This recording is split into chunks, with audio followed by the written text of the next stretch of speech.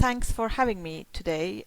I'm Somayeh. I'm, as you mentioned, founder and CEO at UrbanChain. I came to the UK about 15 years ago to do PhD and go to the academic route. Then I started my second master here and in London UCL, and then go to PhD at University of Manchester, and then gone to the postdoc positions. Through those postdoc positions, when I was looking at what interests me the most, turned out to be the idea for UrbanChain.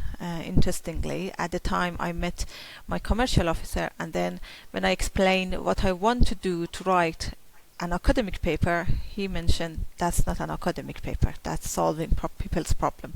So he pushed me towards that route, and then now we are here.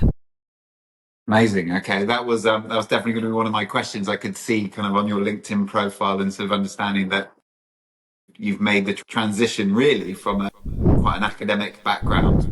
Obviously working with a variety of different universities. It looks like you spend a lot of time at Manchester University, and then you've obviously gone so deep into a topic that you've realised that there's a problem to solve, and is that was the birth of UrbanChain. That's right. Apart from that, it also had quite like personal experience there. So as a person coming from oil field company with no problem with heating for homes, to the country which cost of energy is a concern for a household, and then seeing the landladies I had when I was renting properties as a student, it was quite like interesting to me. Could get flu 3-4 times in a couple of months because of that change of weather. And then during my PhD also, I was involved in with disadvantaged families and also deprived areas, and I could see the impact, and the interviews were quite like heartbreaking in a sense. So for me it was like, oh, okay, this is a problem. What am I doing in academia? Okay, and so from that as a challenge and a problem that you saw within society that you were kind of almost experiencing firsthand, was it, did the switch in your head go that you need to go and fix that? And I'm just interested to know what was the kind of turning point. You go, well, there's a problem. Did you then do some studies in academia to then build out a solution and then evolve that into a business? Yeah, the light bulb moment was I was doing research on what interests me in a sense of like fuel poverty and in terms of climate change. Then I was at the time we were going through devolution in the UK, and giving power. I mean, we have gone through devolution before by giving power to Scotland and Wales and Northern Ireland, but we were going through more micro devolution for Greater Manchester, for Greater Sheffield, for Liverpool region. And that was like thinking about, okay, what devolution means. At the time, devolution for me meant distribution of power. Then again, looking at the literatures around energy, everybody was talking about distributed energy resources, like community energies and other aspects. Then on the other side, also consumers were thinking about dividing their consumption and demand side management, about how I can reduce my cost on different aspects of my life by reducing power here, there, and then that thinking of like distribution of consumption or distributed consumption came up. Then moving on, I had the opportunity, or I saw 3 opportunities for myself. One, regulatory was looking to change the environment from big players to support innovators coming to energy sector. So that was one thing. Second, it was innovation. Innovation like funding was coming up, specifically in different sectors which are behind innovation, like health sector, transport and energy. And on top of that, universities were encouraging researchers to pursue other careers rather than academia. So they were funding around for researchers into businesses or spin out opportunities. So 3 of them, with alongside with my motivation, made the opportunity for me to see what I can do. So I got through researcher into commercialization research Innovate UK program, then got funding from University of Manchester, set up the company, had the opportunity to have two co-founders at the time, our commercial officer and at the time information officer.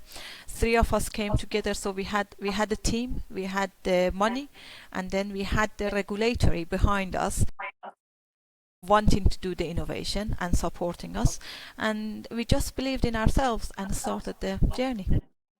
Okay, very, very interesting story. How you got there, I wouldn't say it's the most common path, but the ideas that are coming out of universities today are very, very strong, and then to be able to put a commercial plan around it and then get the funding. So kind of hats off to Manchester University for kind of facilitating it, I guess. That's right. So go on then. If you could hit me with what is UrbanChain in the most succinct way, and then we'll deep dive into kind of where you've got to with that and what are the challenges and the opportunities. But I'd love to kind of, for our audience more than anything, just build out a bit of an understanding of what UrbanChain exists to do. Yes, the first vision, basically the vision is, or our thinking, our ethos is, energy is not luxury, it's a necessity. We have to afford energy at all time. Our life is depending on energy, but how come other sector, like you are not worried about the cost of your mobile phones during cost of living crisis, or the cost of even your cars during cost of living crisis, because you have options, but you are worried about your energy. And interestingly, energy contributing to the second highest cost of your living. So that's not right. For me, it was about disrupting this market in a sense that it turns to real operation of necessity rather than luxury, and bring it to the hand of people rather than to the hands of big players. So for us, it's about disrupting the finance side of energy market. We are seeing more and more renewables installed around our properties, around our communities. That means we are seeing the change in the physics of energy and movement of energy between our properties. However, the finance side of energy is in the monopoly of wholesale market, and what we are doing, we are decoupling everyone from the wholesale market, create alternative markets with renewables, or alternative, I can say, local energy markets with renewables, and directly exchange them with end users. We are that energy system provider and developer which enables these local energy markets, not just in the UK, in Europe and in the US. Okay. So there's quite a lot to unpack there. So, and how do you go about creating a new energy market, just in sort of layman's terms? Because it's one thing saying it, and it's another thing doing it. I'd love to kind of just go a little bit deeper to help everyone understand that. That would be really helpful. Our job is to understand the volumes of consumption at the granular level, the volumes of generation from generation assets at the granular level, and based on prices, price sensitivity of consumers and price viability of generators, match them on half-hourly basis between consumers and generators. This is a quite role is quite like end-to-end service between consumers and generators. So it's not just mapping volumes on half-hourly basis. It's like eBay of energy. It's a real financial transactions. It's like forex market of energy, but at the local level. You are not going to be exposed to energy price fluctuation of the wholesale market as a consumer and as a generator.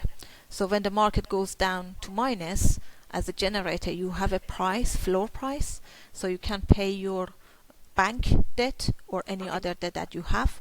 As a consumer, you are not worried about any war, any news, anything on happening around the world, because your energy is kept at a price that is always affordable for you. The stability of price for generator and for consumer is our main focus.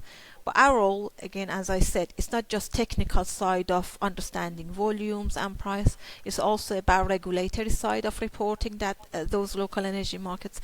It's about building up and balancing and settlement of those energy markets, and much more than just mapping the volume. So It's a quite broad operation. We also provide financial stability and financial services. So that's why we call ourselves energy systems providers. For you, what you see as a consumer, you don't need to know anything about all of those. You see Mm. price stability for yourself, and as a generator, you see price stability for your generation volume. Okay. And then what's your relationship then with the current energy providers that are in the market? Are you going against them? Are you working with them? And yeah, how does Well, that work? yeah, we can be compatible. You never know what happens over the kind of thing. You have Uber alongside black cabs. You have Airbnb alongside hotels. It doesn't mean that everything change. Can it be the regulation make it the case that black cabs needs to close off? That's a regulatory change, but it doesn't mean that it's a case of maybe either you or them. It's providing the choice for consumer and generator. But what happens in future, different factors are going to have impact on them. Okay. And then how does what does a customer look like for you? How do you engage with the consumer or the energy provider? And who are your kind of core customers? The main on We have two sides of customers. We have generators as side of our customers, and we have consumers of power as side of our customers. On the generation side, we have small generation that is all about price stability and being able to pay their bank loan, and that's what we offer them for those small ones. We are looking at insurance products and other financial services for bigger generation assets, meaning that providing bankability with our local energy markets. That's on the generation side. On the consumption side, we mainly focused on industrial and commercial clients. The reason is because we are decoupling everybody from the wholesale market. We need to balance that market, and balancing that market needs anchor consumption and anchor generation. Volumes from I&C clients are providing that anchor consumption generation, accepting households through groups, aggregators, or housing associations. Still not open to single households as such, but we will be open to single households when we feel the market is safe enough for volume of single households. Okay, so currently, as it stands, you're going to kind of people that need a large supply of energy, and then you can stabilize the price. But as your business grows and evolves, and the market evolves with you, is that an ambition? Is that anyone in any household That's can right. benefit from That's urban right. chain? That's And right. what is the end goal ambition? You know, what's the North Star that you're aiming at? Yeah, we see that our system can turn to intelligent chips to be installed on smart meters, installed on properties. So would be our intelligent chips would be part of smart meters installed on properties, and as part of that, you are downloading energy, similar to your SIM card downloading internet. And it would be as simple as that. You wouldn't have the worry of like changing the supplier every time or being worried about your energy consumption anymore. And the model would be much more like monthly subscription or yearly subscription or pay as you go model. But in all cases, the price would be affordable, and then energy price be would be away from your mind for forever. However, the customer service side of things would be the factor deciding on which provider you would like to switch to. Okay. It now makes a huge amount of sense that on the opening page of your website, you talk about yourself being the market disruptor. I mean, this is incredible innovation that effectively in my mind, rethinking the energy market. You know, I think that's what we get very excited about at Blue Earth, is finding companies that are saying there's an end goal and we've got to totally rethink this industry until we come up with a solution that works for everyone and builds a better That's world for exactly the everyone. So point. it's incredible what you're doing, and where are you at as a business with regards to commerciality? You're obviously quite established now, but to give people a bit of context, you know, are you commercial and profitable? Yes, we have grown significant in since we launched from 2.4 million pounds to 24 million pounds in 1 year. We have lots of demands, but we needed to focus on building the business. So we have now recruited more than 50 people. With in the leadership team, we have over 300 years experience in the energy sector. Raised about 10 to 20 million pounds till now.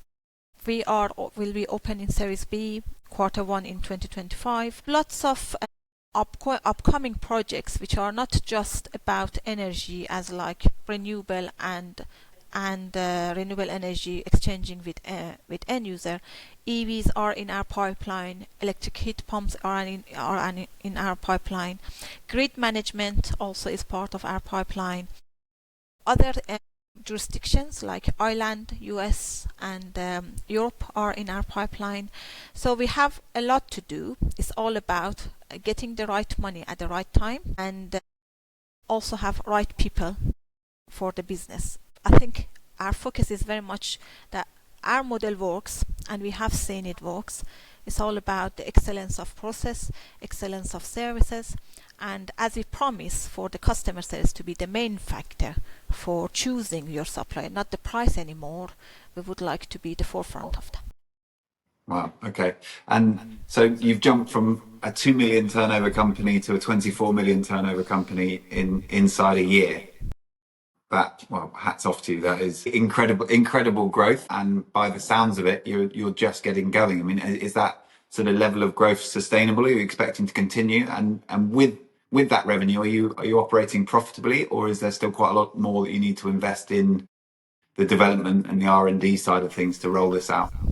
We are operating profitably, but the thing is that as we grow, because of new lines of business are opening up, we need to invest on the R&D side of the business again.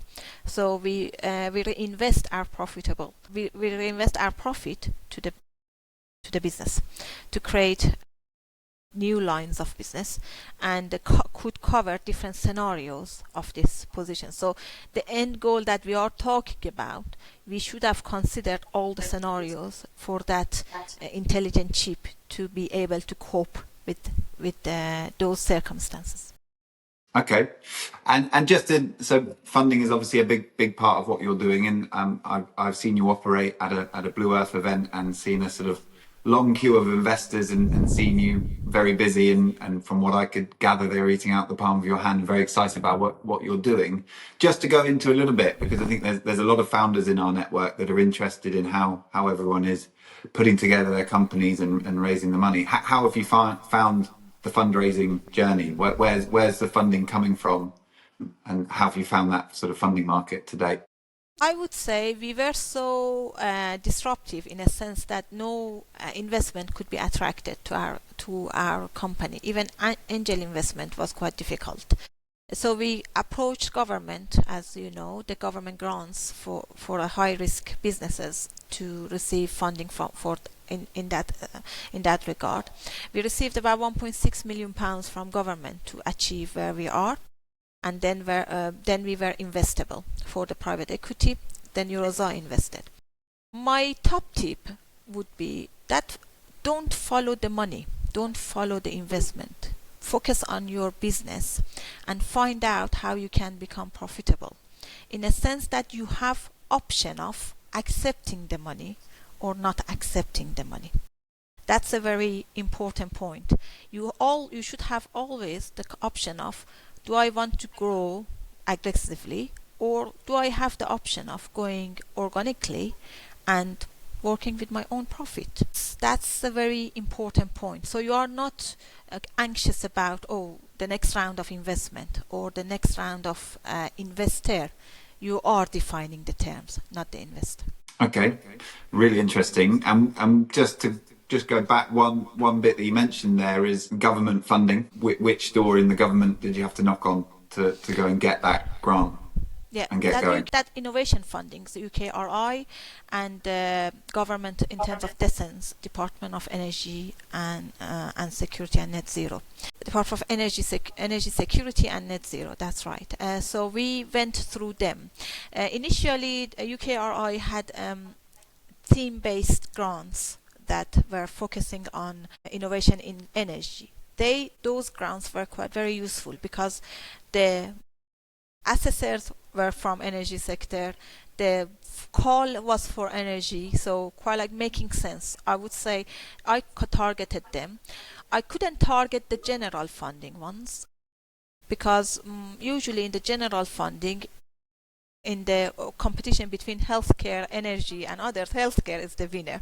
If that's the case, then the other points recently the fundings available are from Ofgem, the regulator, CIF fundings, which they look at innovation in energy sector. You partner with a network operator, and then you take your innovation from where you are to next level. This has become quite a case, which I really appreciate, and I hope it continues for all innovators. Great. Well, it's, yeah, really, really positive to hear that. I guess the way that you've launched this business initially is from academic research. You then got the backing of Manchester University that kind of enabled you to give this business a go, and then to get the grant funding, then to build out the confidence of your private investors in the private equity market to where you are now. So it's great to see that the systems are there in place. And thank you very much for sharing that, because you know, when there's a lot of businesses that I work with, it's so hard to know. There's so many different routes that we can take with the funding journey, that to kind of understand how other people have done it is incredibly helpful. Just one thing on the kind of like innovate ones. Even there was a one step before innovation grants. We were even more even riskier for innovation grants, that we needed to initially go for different awards, regional, local awards, to reduce the cost on the business, and therefore kind of get those small monies to fund just the people involved, 3 people involved in the business. So we took even that approach for about a year to come to the point that we were ready for innovation grant, and then from that innovation grant took about 2 years to go to the private investment, and then follow up kind of like growth. And there are, I mean, everybody's journey definitely would be different, but lots of ways that, and I think we should talk a lot about different ways to give confidence to entrepreneurs about it's not just chasing investors for money. Definitely. There are other options. And you mentioned a few timings there. How long have you been running with this as an idea? Well, when did you launch it as a business? The idea was in 2016, 2015, 2016, but business launched in 2017, and then from there we got 1 year, as I said, 1 year very much like very risky, very low cost, till 2019. 2019 we got the first, or mid 2018 we got the first Innovate UK. And then from that, then we grew. Then 2020, we got the first private investment. We wrote our legal documents at that time. We were commercial in 2021, but market reaction to our technology was quite interesting there. So we came with 2 pilots, and then we pulled out from the market till 2022 that we were commercial, are ready to commercialize in full, and we started July 2022. So that 2.3 million were realized in May 2023, and then May 2024, 24 million pounds. So that Wow. was it. Yeah, we were having we had Adam Norris on the last episode, and we're talking about when people talk about overnight success, it's easy to get tricked into the idea that it just happened and you launched it last year and it just worked. But quite clearly, the work went in for sounds as though sort of 7 years as an R&D, and you had lots of people questioning it and effectively arguing that it might not. I imagine you've faced quite a lot of challenge to say you're mad, this could never work. I mean, what has been the biggest challenge in setting up UrbanChain? the point that you mentioned is very true. The first call with an industry stakeholder about my idea was through University of Manchester, by saying, we know somebody who is in this industry a lot, so let's pitch your idea to them. As soon as I pitched, they laughed at me.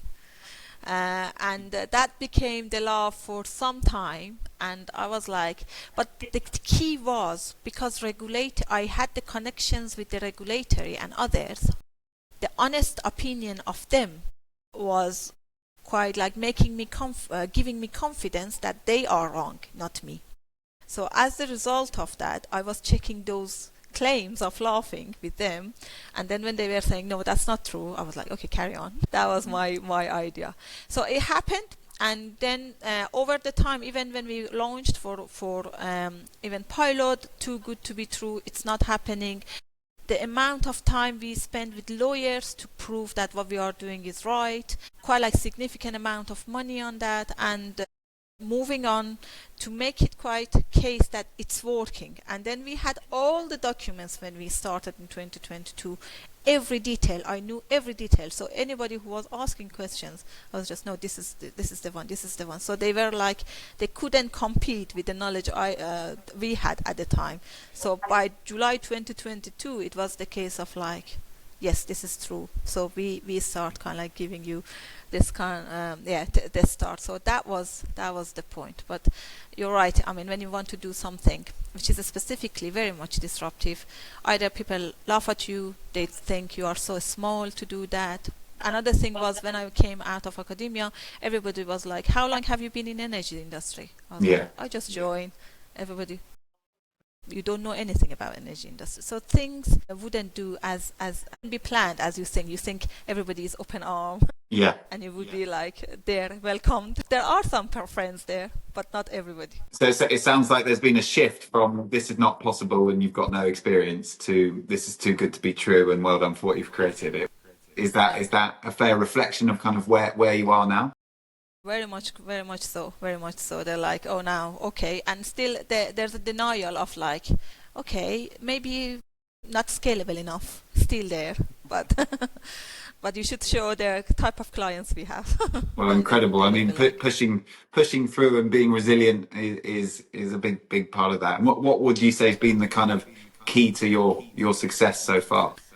That's the point, the resilience part, and also team. I always prioritize my team and what my team wants prior to everything else. So that having the proper team members to be in the journey with you and not be scared of anything, quite like be brave or daring in the steps you're taking. You're disrupting something, so you should be daring. Having the same mindset is very, very important in your team. And also be resilient, all of you. So when I'm down, I know I should go back to my commercial officer. I should go back to my team by saying, okay, I feel this. They give you assurance. And then when they are down, they come back to you and then you give them assurance. That relationship is very, very important. Yes. Okay. That's common with a lot of founders' advice around that resilience and team. And what's been, how have you managed to build a team and a culture around what you're doing that kind of aligns with the way you're thinking? And sort of coming from the bit that I find fascinating is that you've come from quite a long period in academia. Is there someone in your family? Is there someone that's inspired you around that? There's a huge amount of entrepreneurial flair, and everything you're saying gives you all the hallmarks to go on and be a huge success in business. But where's that come from, and how have you kind of put it all together? That's my commercial officer. So my commercial officer has different hat. Yeah. He's my husband too. So as a result of that, that's the thing. My dad was against what I'm doing, and my family were like, no, you should go to academia. But that was my husband, and his background in business, basically. He is coming from that business mindset. He was like, okay, let's go and do this. That was the thing. In terms of team and I think the success, I always had the ethos of trust and transparency, based on what kind of, and maybe the link between us and distributed systems was the mission to bring trust and transparency to the systems. And for me, it was like that trust and then that culture between us, between the first three co-founders, of being completely transparent with each other, even with numbers, with projects and steps, and the trusting each other made us to attract the right people to us, because when everybody was coming for interview, we knew this one is a click or not a click. Or even if it wasn't a click, they needed to change their attitude to be able to be part of the team. And those who couldn't change, they left, which is fine. That's a normal thing for business. But those who stayed with us, they quite like accepted that inclusivity, trust, transparency, and respect in their business. Great. And you're building the team. You're based in Manchester, and with the rate of growth that you're experiencing, is that a big part of your requirement, is to grow the team as you continue with what you're doing? It's not, yes, but it's not in Manchester only. We accept talents from everywhere. I mean, quite like if you think about as an international opportunity, you've got to have a view.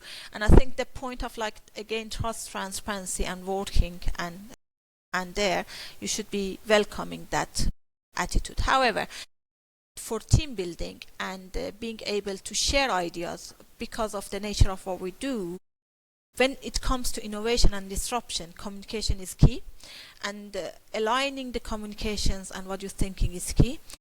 For that reason, it's not going to happen through Teams or through like Zoom or any other media. It must be presence here, and then whiteboards, and then you scratch the whiteboard and you put the idea there and come back and make discussions and so on and so forth.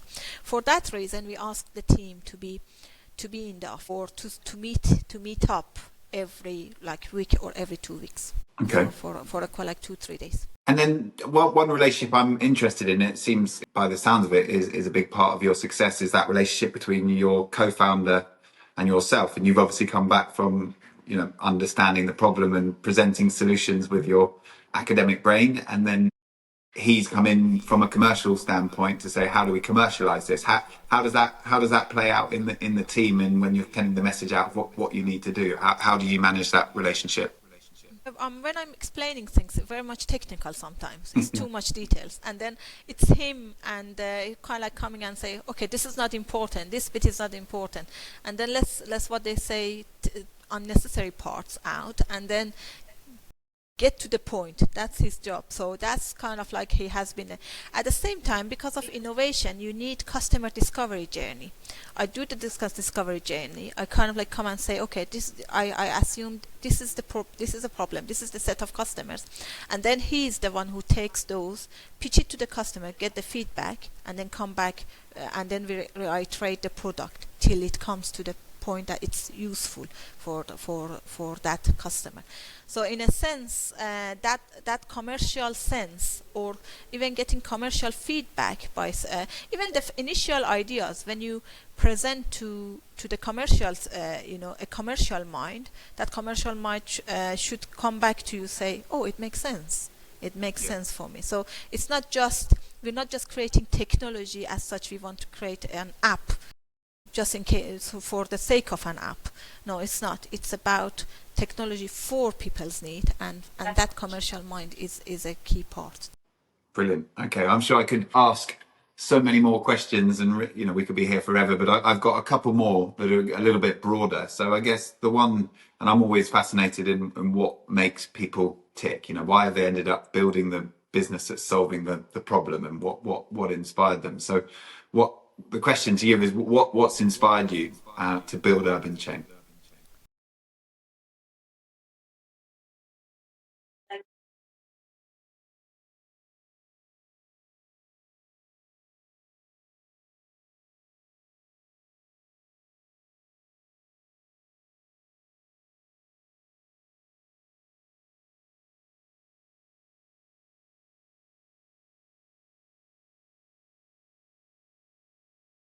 Local authorities, we targeted housing associations, we targeted quite like businesses who are struggling with their energy.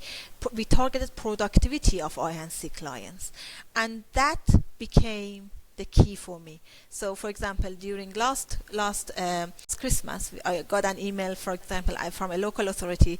A vulnerable household could go to their house because of the work that we did, or a housing association was looking at the impact that they had on their tenants, and then the good results that came out of it. People being out of, not worrying about their winter time, people quite like enjoying their living, in a sense, either children, either pensioners. Those things, that those milestones are the ones that comes to me quite often, and I am feeling very, very proud of those achievements. Okay, well, congratulations on everything you've done so far, because there's no doubt that you're sort of a long way on that journey to solve the problem. Thank you. The question we like to finish on is there another company or founder that really inspires you from the impact that they're having, that you sometimes find yourself looking at? Yeah, lots of all of the founders have a story to say, Yeah. and I really quite like, you learn a bit from all of them. It's all about talking and hearing from them. So to me, it's like, I think we all learn from each other, whether small or big. And I think I can learn from all of them. I don't want to pick one because it's unfair for the others. All of us have our own issues. I mean, at the personal level, at the business level, the quite like mix of those things create us and create us as who we are. And all of those stories are valuable and appreciated, and very much like a lesson for everyone. So I would like to get my hat off for everyone, and thanks for sharing their stories with us and be with us. That does make a huge amount of sense. I certainly empathise with that, and that is one of the things that I love most about running Blue Earth Summit, is that we get to work with founders like yourself and put founders in a room together, and there is a very addictive energy to the passion that oozes from those rooms, because you have, certainly in the space that we're in, you've got genuinely passionate founders that are fixing problems and couldn't be more excited about where their businesses can go. And in our generation, we've got the opportunity to build incredibly commercial, successful businesses that are going to leave such a positive legacy. And I can't really think of many businesses doing that to the scale that you are, and with the growth opportunity in front. So it's been an absolute pleasure to have you on the podcast, and congratulations on what you're doing. I really feel like it's the start of a incredibly exciting journey, and we're really enjoying working with you and the team. So thank you very much for joining us. No, thank you very much. That's the same feeling here. Thanks for having us.